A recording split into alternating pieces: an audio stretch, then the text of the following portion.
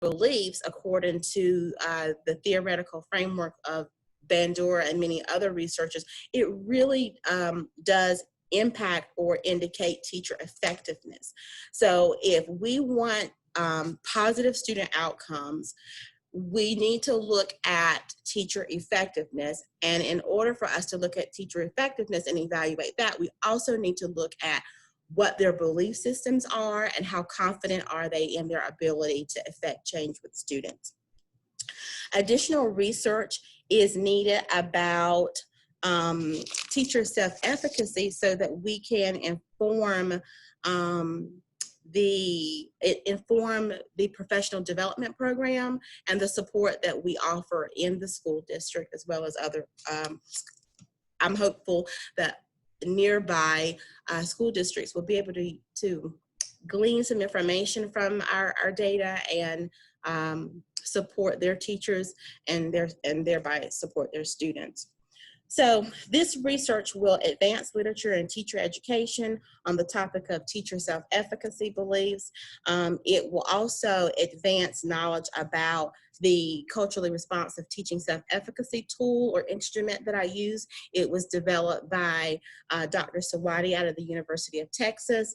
And so this will give us information about that. So sorry. I won't do that again, but I'm in one of those rooms where the lights go out if you don't move. We'll just stay in the dark if that happens again. I apologize for that. So with all of that being said, I framed the research questions for this study around these 4 questions. I wanted to know, how efficacious are teachers in their ability to teach students from culturally and linguistically diverse backgrounds? In other words, how prepared do they feel? I also wanted to frame the study around this question: do teachers believe in the positive outcomes that are associated with culturally responsive teaching? And that means if you've got if you want an outcome, do you really believe that if you do this behavior that you will get that outcome? I really wanted to know what teachers believed about that.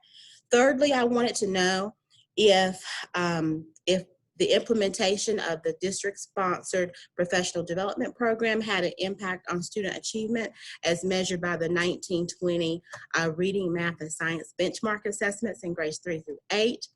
And then lastly, but most importantly, I really wanted to know, what do classroom teachers do differently in their instruction after they participate in some ongoing professional development? So with that being said, let's take a look at the literature that's out there that exists about this topic.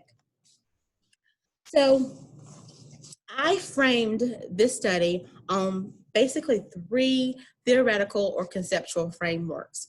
One is the teacher self-efficacy.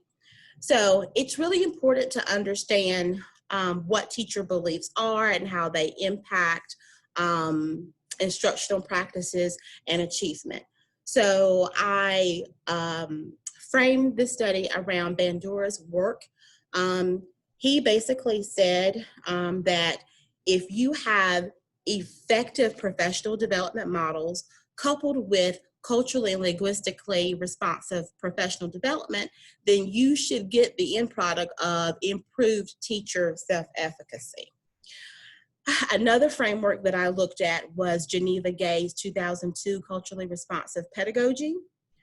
She basically said that if teachers have knowledge of culturally responsive teaching practices coupled with effective professional development models, then we should see an improvement in teacher beliefs.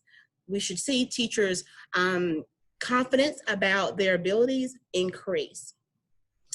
Now, what's interesting about those two frameworks is that they both tout the importance of effective professional development models. They both talk about teacher beliefs being an end product once you couple either once you couple culturally and linguistically responsive PD with it. But one of the questions that I would have is, well, what are the characteristics of effective PD or an effective PD model? And so that's when I began to read the research and try to figure out what other tenet I needed to hang this research on, and that is with the adult learning theory framework. So it's also important to understand the adult learning conceptual framework and understand that it calls for collaborative professional development practices. And we'll talk more about what that means. What does professional development, effective professional development need to look like? What does collaborative practices mean? So this framework basically says that many, not all, but many of the teacher education programs that currently exist lack an effective curriculum that exposes teaching candidates to culturally responsive teaching practices, and therefore teachers are coming out and they are very ill prepared to meet the needs of culturally and linguistically diverse students. All right, so let's take a deeper look at teacher self-efficacy. This topic has been around for quite some time. Basically, it was born with Mitzel's 1960 teaching and learning theory, and basically his theory talked about the relationship between teacher characteristics and how it has an impact on student outcomes. His work, Mitzel's work, basically laid the foundation for Bandura's work. Bandura came along in 1977, and he began to do lots of research about human achievement and what that looked like, and what are the three variables, basically, that have an impact on human achievement. And a lot of the work of this study is framed around mastery experiences, vicarious experiences, and social persuasion. And we're going to see how those three variables impact teachers' beliefs and student achievement. Mastery experiences are influenced by previous successful teaching experiences. Vicarious experiences means that teachers have an opportunity to observe an effective model, maybe a master teacher, and therefore they are able to learn vicariously about culturally responsive teaching practices. And then I think perhaps the most important prong of this social cognitive theory is social persuasion. And that is basically the feedback that teachers get whenever they do try these innovative practices. You've got to have feedback in order to grow. Teacher self-efficacy basically means that self-efficacy is when a teacher believes in their own ability in order to guide students to success. And there's a lot of research that exists currently about the fact that high teaching self-efficacy fosters high confidence, which in turn produces effective teaching performance. So, and conversely, low teaching self-efficacy, low confidence in your teaching ability has low student performance. So highly efficacious teachers, they do several things well. They persist at risk-taking and using innovative learning innovations. They are less critical of student errors. They exhibit excellent management strategies. They do differentiated instruction really well. They foster positive self-esteem, and the list goes on and on and on. These are the things that they are able to do, and these are the supports that they're able to put in place in order to improve student achievement. Beliefs, teacher beliefs are really an important concept to understand when you think about student outcomes, because there is a direct correlation between how teachers feel about themselves, how they feel about their ability to affect change, and student performance. I said that another theoretical framework that I used for this work is Geneva Gay's culturally responsive teaching framework. And this framework was basically born out of an equity pedagogy from the civil rights movement. It was an early model of multicultural education. That began back in with Banks back in 1981. Geneva Gay came along several years later, and she refined that work, and she developed her framework for culturally responsive teaching. And her main tenet basically is that all students should have an equitable right to achieve, learn, and to develop to the best of their ability. Culturally responsive teaching theory really values student experiences that are reflective of their own personal, cultural, linguistic, familial, academic knowledge. It takes what they know from their culture, and it uses it to help them learn and to think critically. There are several characteristics of her teaching theory, but the main one is that she's is basically that this theory wants us to acknowledge the legitimacy of cultural heritages of different ethnic groups and use that information in order to help students learn in school. There's a lot of literature out there, as I said, about the fact that there's a lack of sufficient curriculum in teacher education programs. We don't have a lot of good support that is preparing teachers in order to teach kids that oftentimes look differently than them.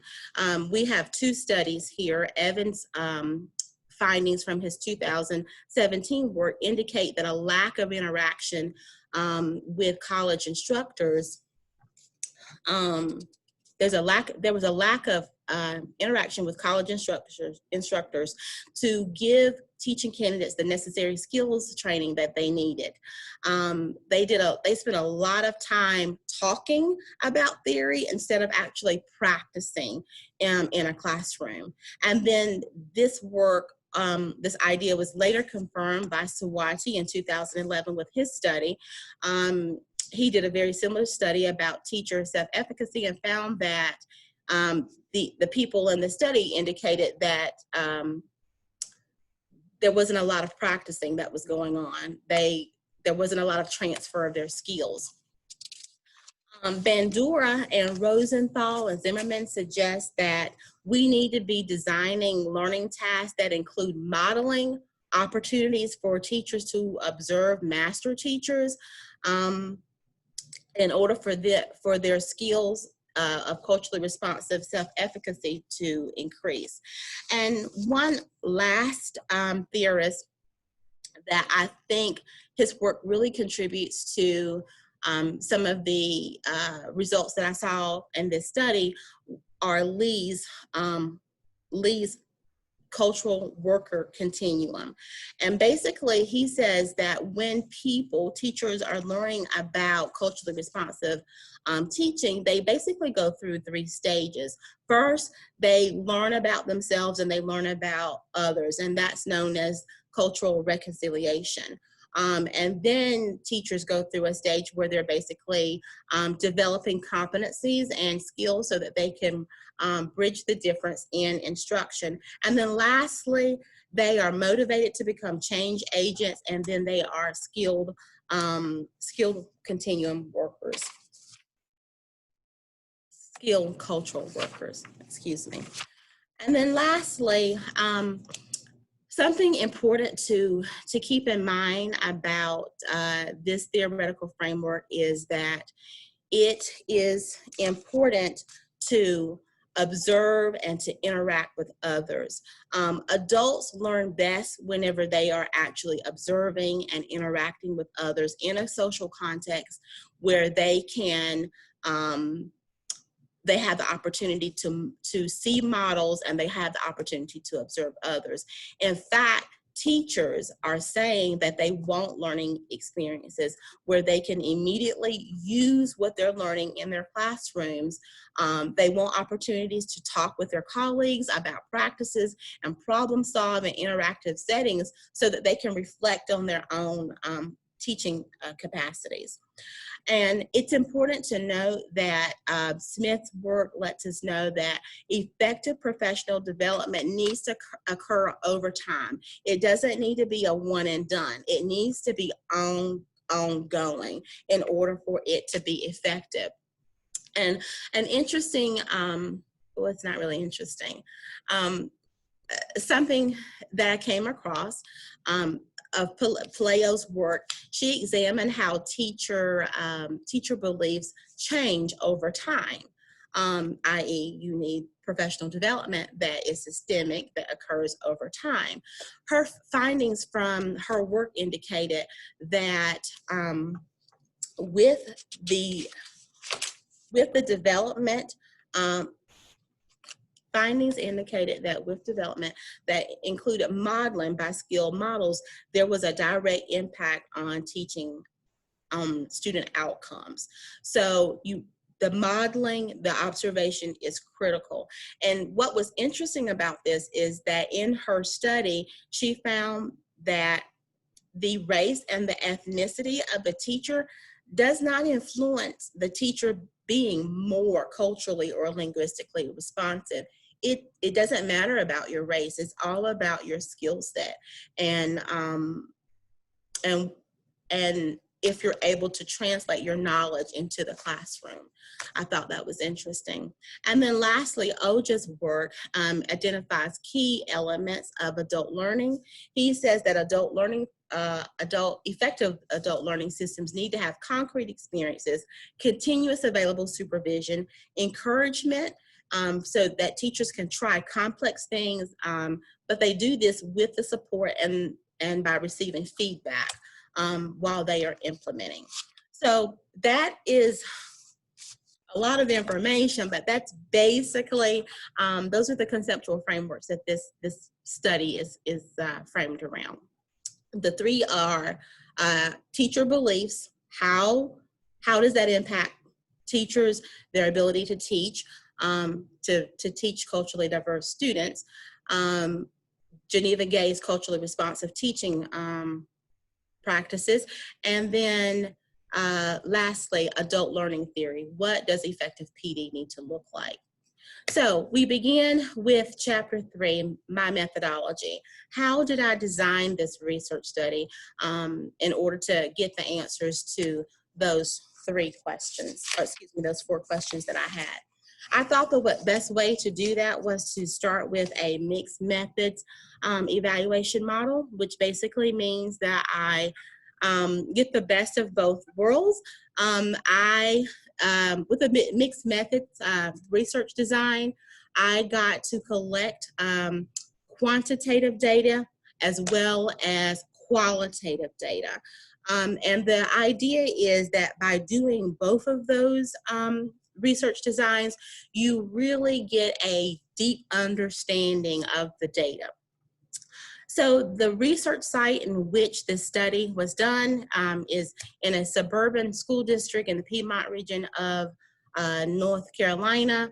The study population was about 856, had the potential for about 856 educators, but by the end, it was culled down to about 185 professionally licensed participants who participated in a survey, and then there were 12 participants who participated in focus groups.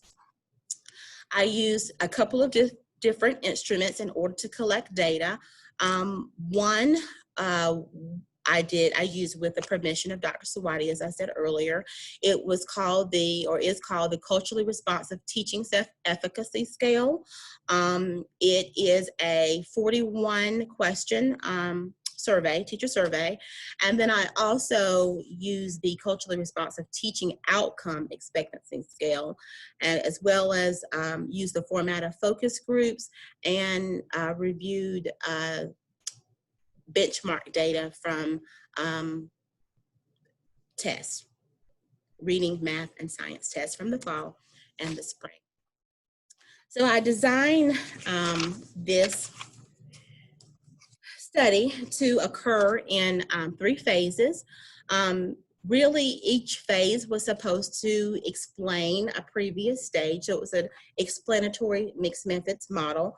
In the first phase of the study, electronic surveys were administered to 185 study participants.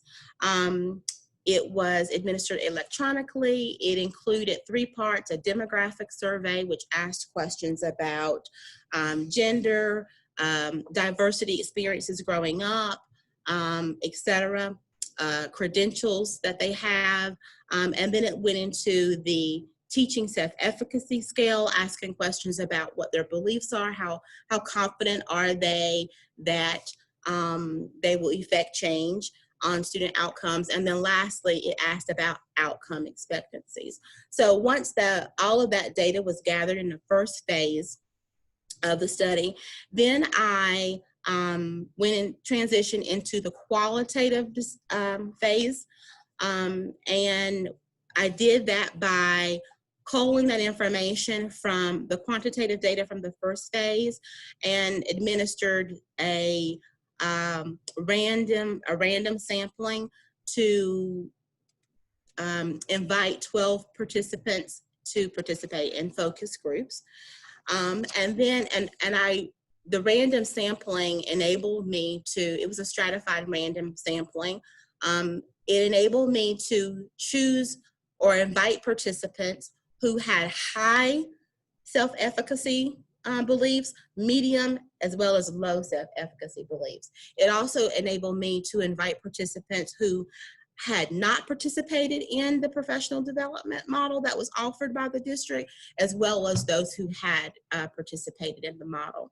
And then lastly, I followed up with a more quantitative data analysis and collection by reviewing student outcome data, looking at the NC check-ins that were available. And obviously I ran into some limitations with that during this time.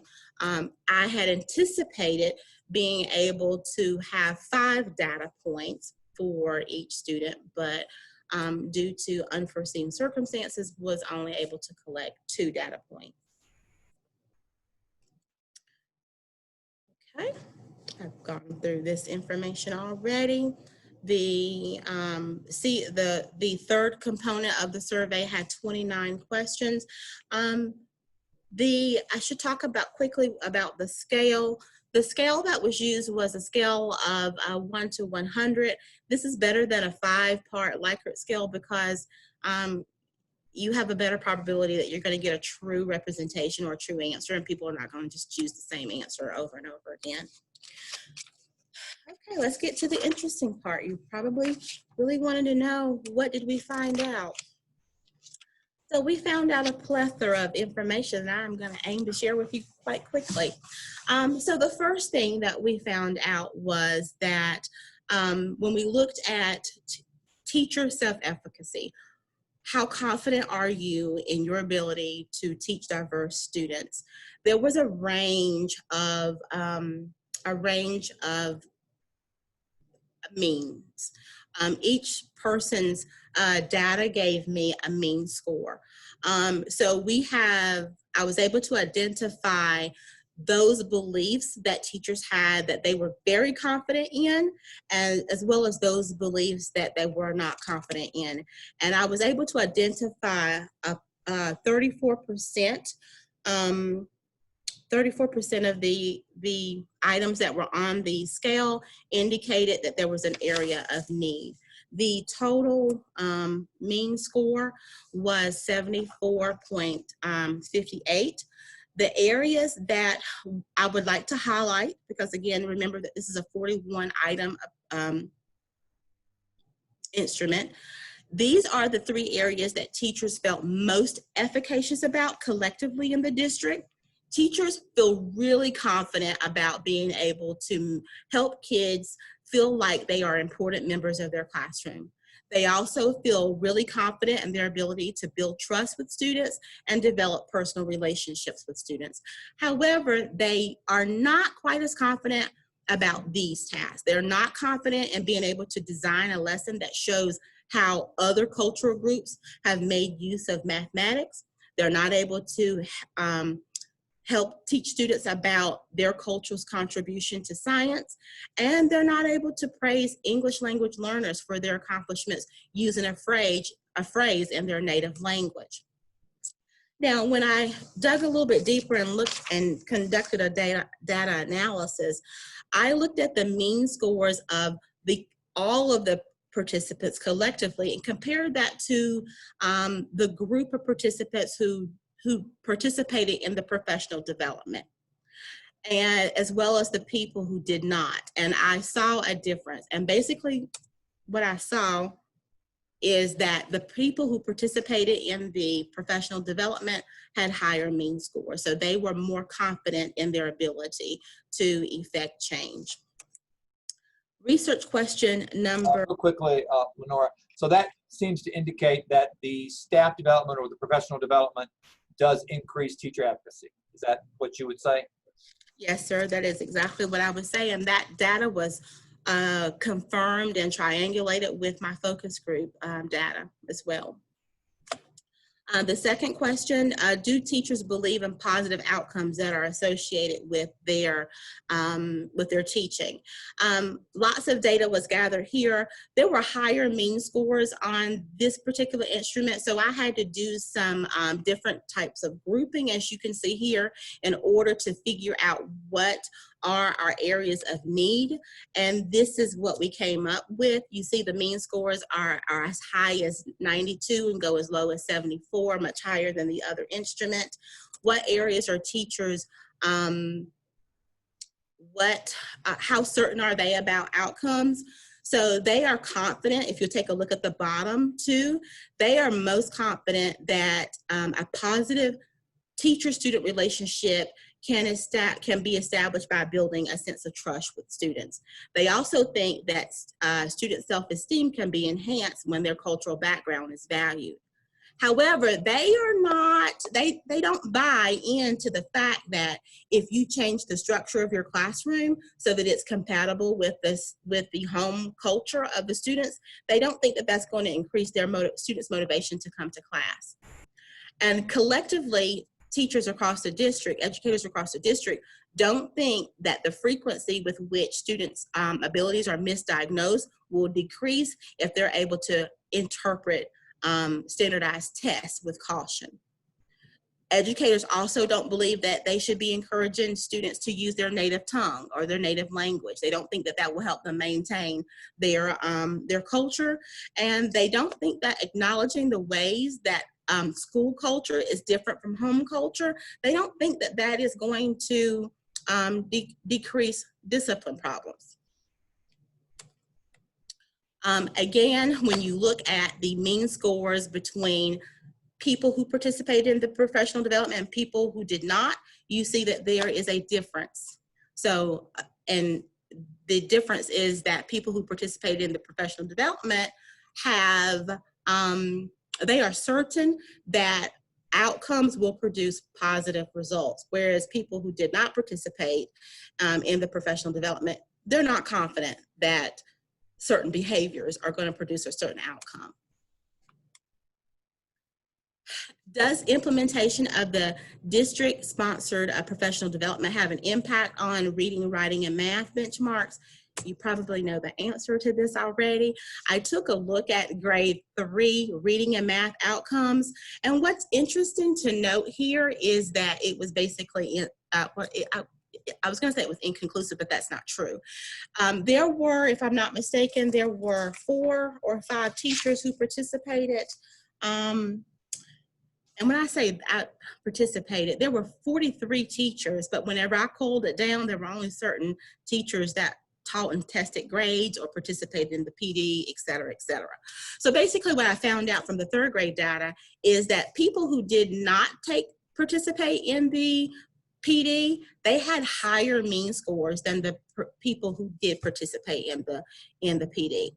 What's interesting, I'm going to jump ahead though and tell you something because I'm running amazingly short on time. What's interesting when you drill down is that the people who participated in the PD had really low self-efficacy scores. Even though they participated in the PD, they were one of probably 5 people in the district who had extremely low self-efficacy scores. So that supports the literature out there that already exists about teachers who have low self-efficacy and its impact on student outcomes. When we take a look at fourth grade data was inconclusive because I didn't have 2 cohort groups. I didn't have anyone who I didn't have any fourth grade teachers who took the PD, so I couldn't compare anything. However, in contrast to 5th grade, there were lots of 5th grade teachers who took the professional development, and as well as people who did not. And what we found is that people who took the PD, their students had higher mean scores by far than the ones who did not. 6th grade was the same. So but when it all shook out in the end, I had 12 data points, and amazingly, 6 of those data points, it was a split, 6 and 6. So that's why I call the data inconclusive. If we had had more time for schooling, for the PD, et cetera, I would be really interested to see what that looked like, because the findings seem to be so promising with just 2 data points. And then lastly, this was the question that I'm going to try to wrap this up, even though I've got like 2 more chapters to go and probably like 50 more slides. The final question was the one that was the most telling to me, because this is where I got the qualitative data. This is the data that came from the focus groups. What was most important to me, and I didn't anticipate this because I'm sort of a numbers person, what happened is, well, let me ask the question, what do classroom teachers do differently in their instructional practices after they participate in the professional development? There was a plethora of information, but I'm just going to hit the highlights for you. It's really important, I think, to look at the demographics of the whole school district, as well as to look at the demographics of the people who participated in the focus group. And when you do that, you see that the focus group participants are representative of the total population, okay? So it's not skewed. All right, and you'll see that I've got people in the focus group who had low index scores. They range from 56 to 99. So I had people who had no confidence in themselves, as well as people who were highly confident. They were asked many questions. I will just highlight some of the findings that were most interesting. In terms of cultural diversity, when respondents were asked, tell me what cultural diversity means, some people were spot on and some people had misconceptions about what is cultural diversity. They described it as clothes that people wear or jewelry. It really, there was a misconception there. In terms of implementing practices in their classroom, 3 of 12 participants talked about either the lack of their effort or their efforts to integrate content with students' cultures. And there was a lack of knowledge that was revealed. People made comments such as, basically, there's just so many differences. You just can't honor, all African American people and ignore everybody else.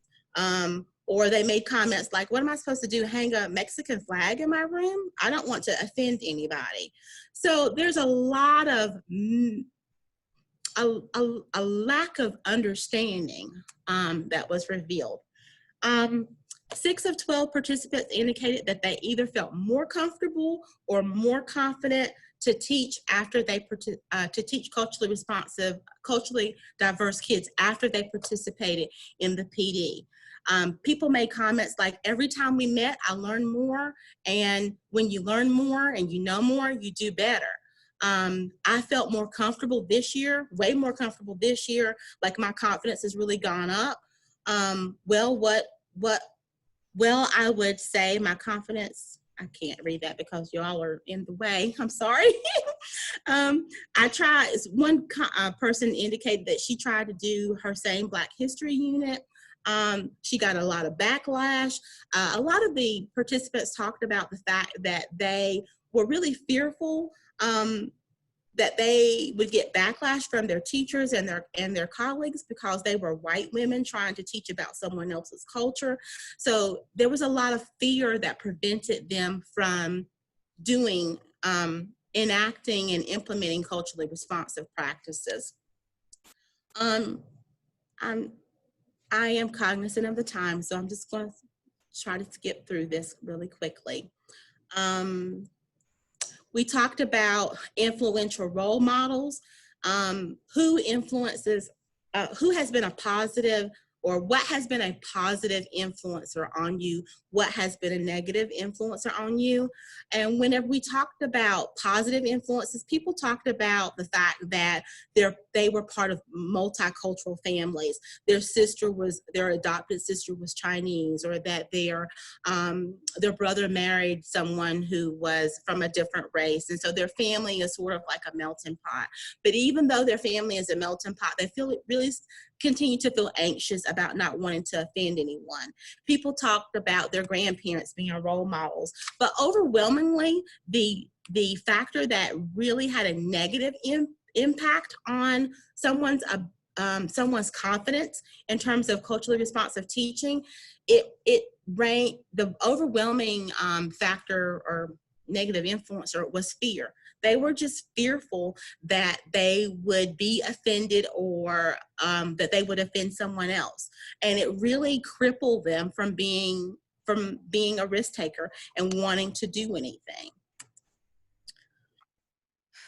A lot of people talked about the fact that the racial equity training and several other initiatives that the district has afforded them the opportunity to participate in, it has really helped their confidence, and really has helped them be able to, their knowledge base, and to be aware of things. They have lots of recommendations for what district leadership needs to do in order to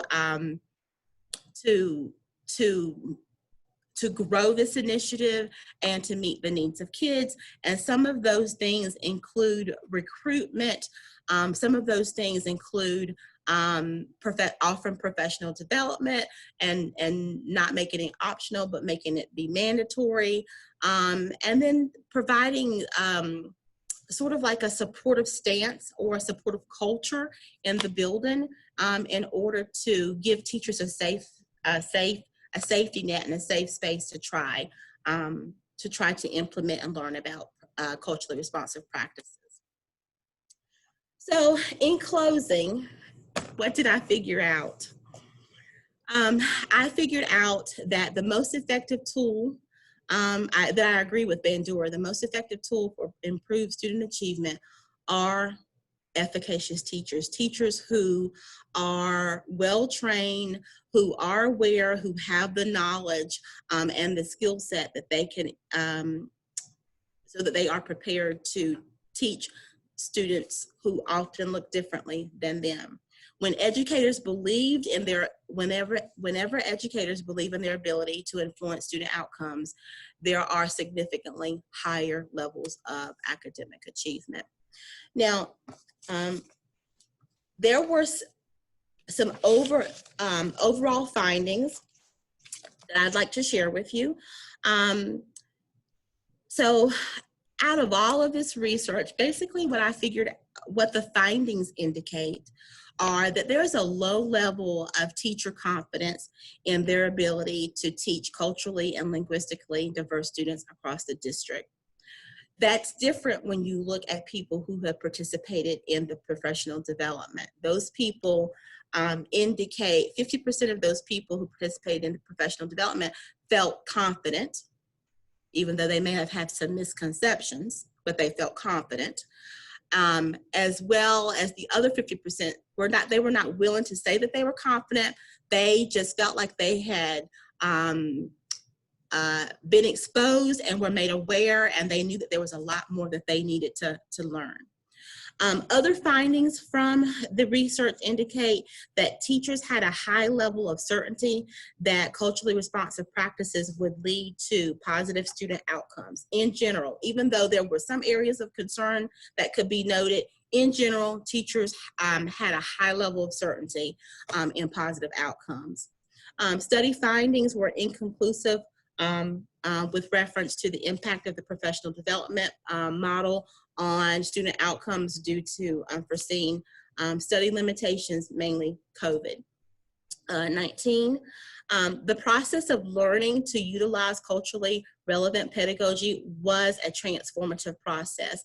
And that is if there's one thing that I could take away from this study, it is that I wish I had done exclusively a qualitative study where I had the opportunity to listen to study participants and really get insight into their experiences and how those experiences and their professional development is likely impacting their ability to teach in the classroom. From the focus groups, the overwhelming information that was shared was that just the fact of learning about culturally responsive teaching was in itself a very transformative process.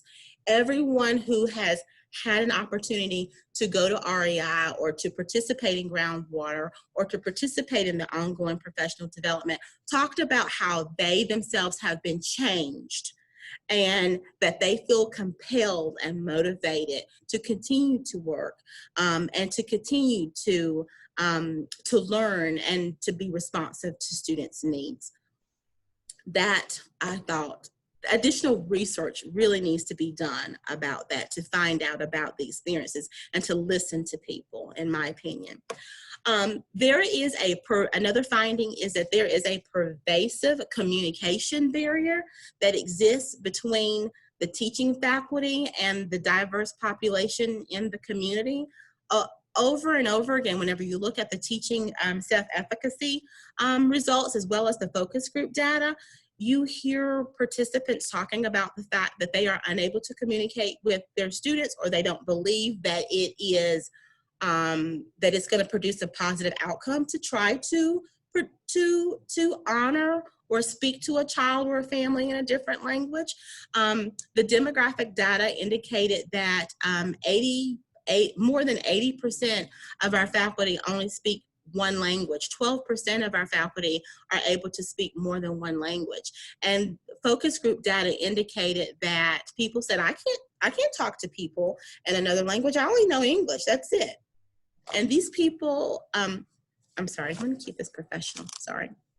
Let's see, another finding was that educators lack in-depth knowledge about unique student and group characteristics. And what I mean by that is even though the findings indicate that the faculty do a really stellar job, and when I say really stellar job, I mean they have high confidence that they are able to establish relationships and make kids trust them. Even though they do that really well, when it comes to knowing about a culture's contributions in math or science, or knowing what to do in their classrooms in order to include or highlight, or even knowing what cultural diversity is or what culturally responsive teaching practices are, the findings were clear. There's a lot of there's a lack of in-depth knowledge there. So one of my recommendations would be from this research study is that we need to figure out how to give teachers the culturally responsive teaching practices knowledge that the study findings indicate that they don't have. You can't enact culturally responsive teaching practices whenever you lack the knowledge, whenever you lack the content knowledge. That was an overwhelming finding. But what is encouraging though, is despite the fact that there's a lack of knowledge about culturally responsive pedagogy, and the fact that that lack of knowledge can decrease teacher efficacy and can decrease your belief and your ability to teach diverse kids, it is also clear from the findings that institutional supports do influence teachers' perceptions. That finding did come out in the focus group. When you put supports in place, such as systemic PD, it does effect positive change. And then educators have varying motivators with reference to their action or inaction. And I am so interested to find out more about that. What keeps people from trying, from doing anything? Fear is one of them. That's one thing that came out, but there's got to be more. And then also, what motivates people to try? So there are lots of things, like there's lots of information out there available about that. Teachers were motivated by emotions overwhelmingly, such as responsibility and fear. Motivation also came from influential role models, including grandparents, as well as collective family units. And one last finding is that there is a lack of urgency there's a lack of urgency in understanding students' cultural backgrounds. It was a common theme that came out over and over again in the data. There is not an interest in learning about different cultures. Okay, it's 3 o'clock and I've been going for an hour, and I think I need to stop there, even though they're... Okay, just real quickly, Lenora, another part of chapter 5, which I know we talked about, is implications for future study. If you could maybe just speak to 1 minute for what do you see coming out of your research that the next researcher could pick up and say, here's something that I can add to this body of knowledge. Okay, let's see here. Let me see if I can wrap my brain around how I can sum this all up.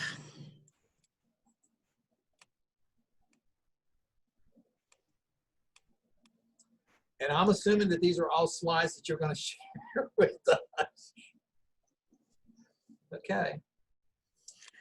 So recommendations. Very quickly, just kind of, what do you think now that we know, and I think it was very clear when you're telling us what we know, is that there's a sense of lack of urgency. There's some motivators that are keeping people from doing this. There's some clear evidence that once more teachers have that efficiency, that efficacy, that they do better. So for the next person picking up this mantra of culturally responsive teaching, what do you recommend for them to do next?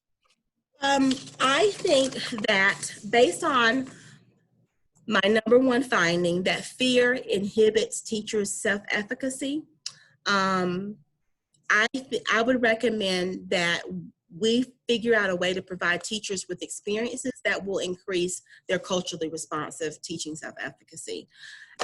Education leaders should provide professional development that utilizes adult learning principles, those collaborative adult learning principles that I didn't get a chance to talk with you about today, but we will sometime. We need to figure out how to equip teachers with knowledge that they can transfer into practice in their classroom. A second recommendation that I have is that we really need to think about school. I'm sorry that I keep tapping my nose, but I feel like someone's talking about me. That's later. Thank you. A second important finding is whenever we think about the problem, achievement gaps, student disparities, and we think about how to mitigate those factors, I think that, and we think about reform and what we need to do, I think that we should consider changing where it matters to most. And whenever you look at Eaker, DeFore, and Tyack and Cuban, they say that you really need to make changes where they occur, where they're going to be the most impactful, which means that we need to look in our classrooms. We need to look at the daily interactions that are happening in our classrooms if we want to figure out how to effect change. So I would encourage anyone who picks this up to figure out how we can get in those classrooms and figure out or get more information about interactions in the classroom between teachers and students. And then finally, my final recommendation would be that education leaders need to afford teachers with ongoing opportunities over a sustained amount of time so that they can have time to discuss practices and problem solve with each other and try innovative techniques and receive support that they need. One of the things that came out and from the working conditions survey was that, we overwhelmingly, it was over 80% of our teachers in the district believe that they've got supports in place, the right amount of supports in place. Maybe we should consider using those supports in a different manner so that we can support teachers so that they can do the great work that they need to do. I do have lots of recommendations for future research, but I think I should probably stop and take questions at this time. Is that okay with you, Dr. Stone? Yes. Are there any questions? Aren't you glad we're not doing the whole the rest of the half of her presentation?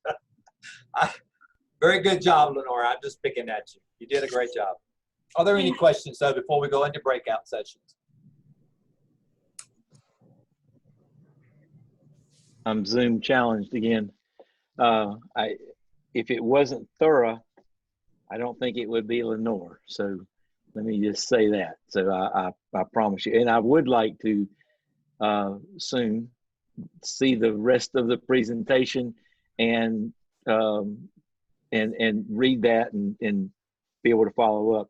I think maybe these are observations more than questions, but I think when you talked about paleo, I'm not sure I'm saying that correctly, but it being more about the skill set of teachers versus race, I think that's a sign of hope because we can teach the skill set that we need to have because we're not going to immediately change the look of the classroom as far as the leader in the classroom. We can do that over time, and it will change over time because of the census demographics of the world and particularly our country. But that was hopeful for me. Let's see. There were several other things. I think the other thing that I'll note, Lenore, was that you said you wish you had a qualitative study to listen, and I think honestly that's the why of why you did this study.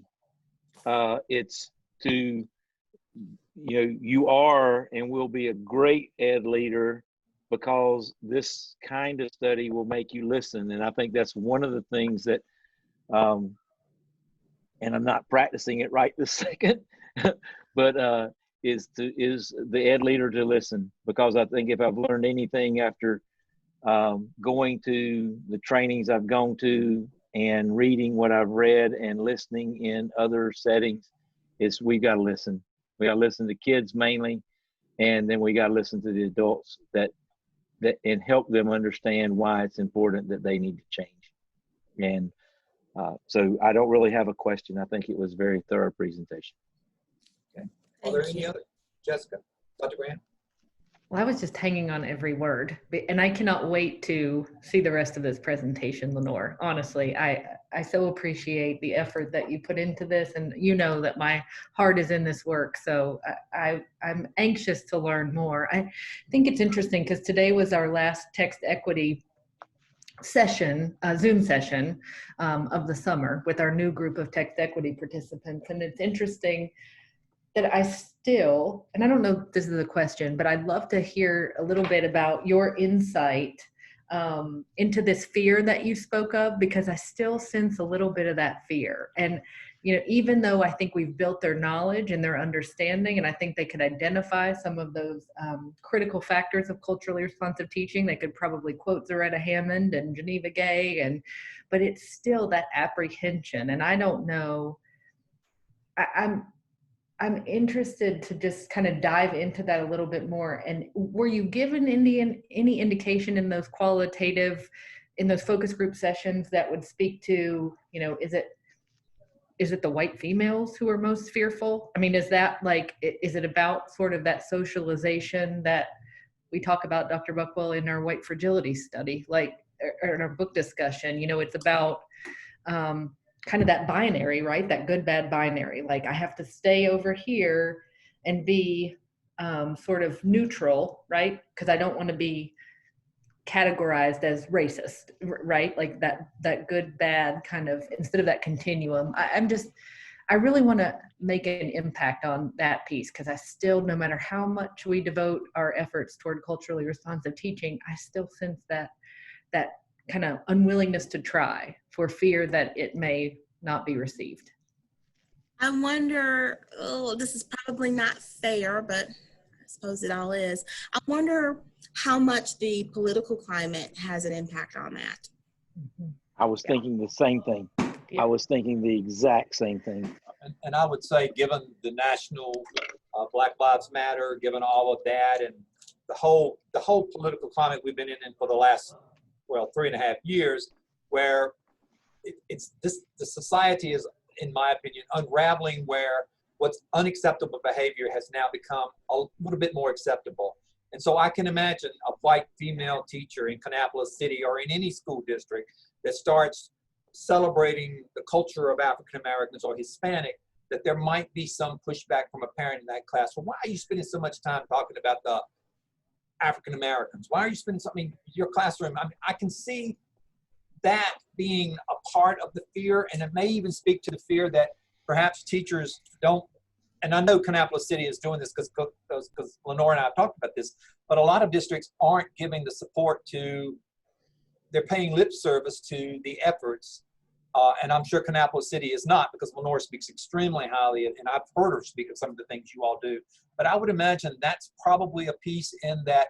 How far will leadership protect me if I do this? Will you stand up to that angry mob that wants to talk to you about why we spent a month reading African American stories in my second grade class? Why aren't we reading something that I read when I was in second grade? So I imagine that speaks to part of the fear. And I do absolutely believe that it is becoming, over the last couple of years, has certainly much more has been allowed to unravel with our interactions with each other.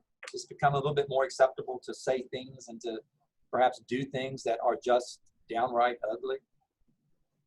That's just my conclusion. I don't know, Lenore may not have found that out or can answer that, but I think what I read in conversations with Lenore is that what you're doing in Kannapolis City is building that support, so that teachers should not have, they should feel like they know in Kannapolis, I believe, that you've got them. That this is a district effort. This is an important component of what we believe in Kannapolis City. Whereas I would imagine if she did the study in another district that hasn't undertaken some of the things you've done, fear would be, you would see it all over the place. And I love my district. I support my district 100%. We're not where we need to be, but we're not where we were. So as long as we continue the work that we're doing, hopefully we will find those answers out, Dr. Grant. Hopefully we will. And self-examination is the first step, of course. Yes. I was going to say, at least we're talking about it. Are there any other questions or things we want to comment before we go into breakout? Lenore, I'm going to put you in a room by yourself. Okay. Let's see. Lenore, I'm going to put you in room 1, and I think that will send you off somewhere. Yes, sir. And everyone else, are you being asked to join a room? And Lenore, don't go anywhere. We're not done.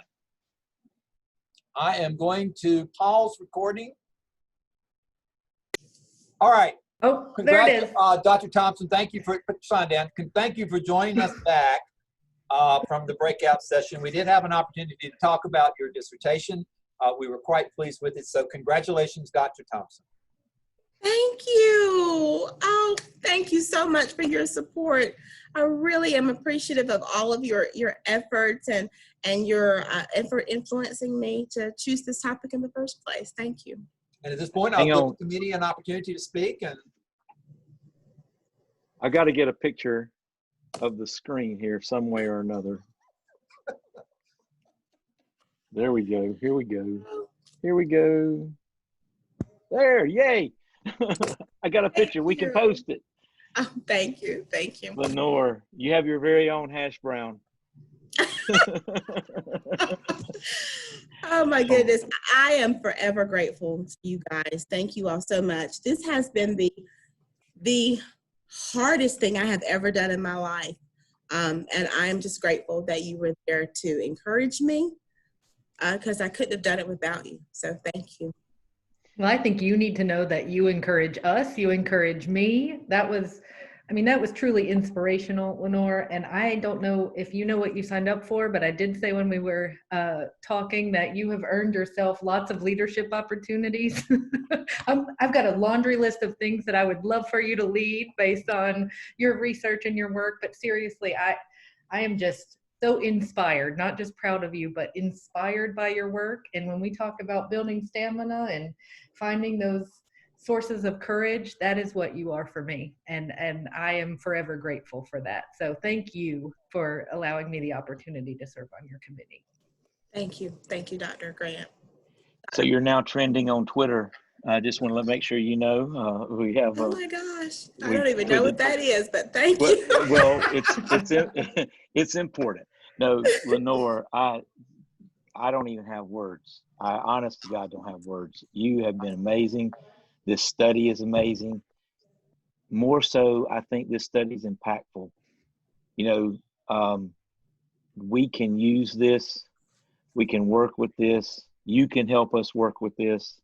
It's going to make us better. It's going to make us better teachers. It's going to make us better people.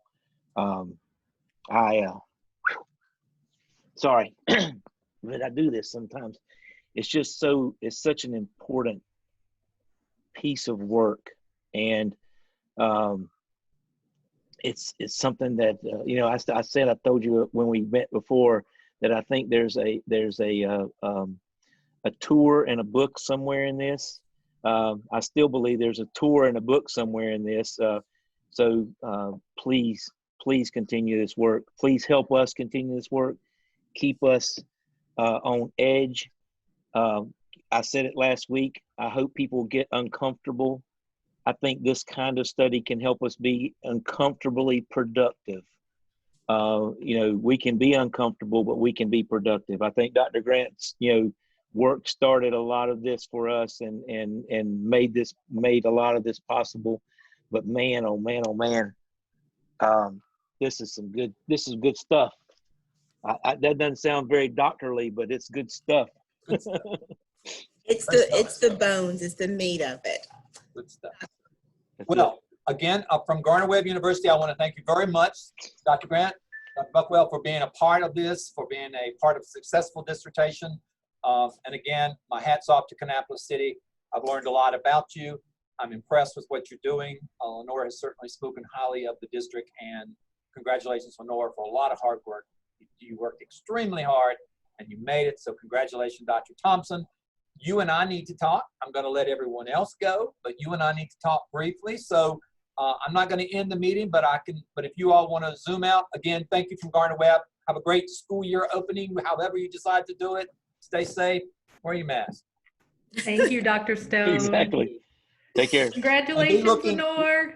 We'll see you in the morning, Lenore, if not before. All right, got it. Be looking for some forms to sign. Got it. All right, thank you. Dr. Stone, thank you so much for encouraging me and not throwing me away. Thank you for stop it. This is my job. This is what I like doing. So, well, You're good at it. So No, I'm not. I'm just happy to be here. So anyway, I need you. I'm going to send you, the form that they need. I'm going to send you a couple of things in an email, and I need them to sign the form that comes back to me. They can do it electronically if you put it in a Google Doc or something. But this is the form that says we had our meeting today and you successfully completed it. This is not the 5-page thing. It's like what we did for the presentation, the first one, but it needs to be one for the defense. I'll send it to you, but I just need them to sign it. And if you can see them and get them to sign it and then just email it to me, that'd be great. But anyway, that needs to be done right away so I can send that on to Dr. Bull. okay. You can start working on the 5 pages, the 5 hardback pages for that. You are done. I'm going to send you an email with my home address. I'm going to send you a copy of what Dr. Bull will send you when he gets the forms, that signature page that we need. And that's it. You did a great job. And I will also make a recording of this and send it to you. That may be tomorrow, but it'll come. Okay, no hurry. You did a great job. I'm very impressed. I was worried that you were going to finish up that slide and we are going to be here 2 hours, but you did handle it well. But when you get going, you have a passion for something. And by the way, these 2 folks are very complimentary of you. Well, thank you. They are very inspirational and they're very supportive. So I'm only doing this because of the support that they've offered and the inspiration that Dr. Grant has given me. So Well, I'd say they're great support people and they're going to be your biggest cheerleaders. So you have any questions for me, Dr. Thompson? No, sir, but I do hope that today will not be the last time I talk to you. No, because we're going to write an article. You and I are going to co-author our article. You're going to write it, and I'm just going to put my name to it. Okay. So All right. I'll add the parts to it. But we are going to write an article on this because it really is a great topic. Okay, perfect. All right. Well, thank you so much, Dr. Stone. You're welcome, Dr. Thompson. I'll talk to you soon. You're welcome, Dr. Thompson. Thank you. Congratulations. Thank you. And I have the screen so I can end. Let me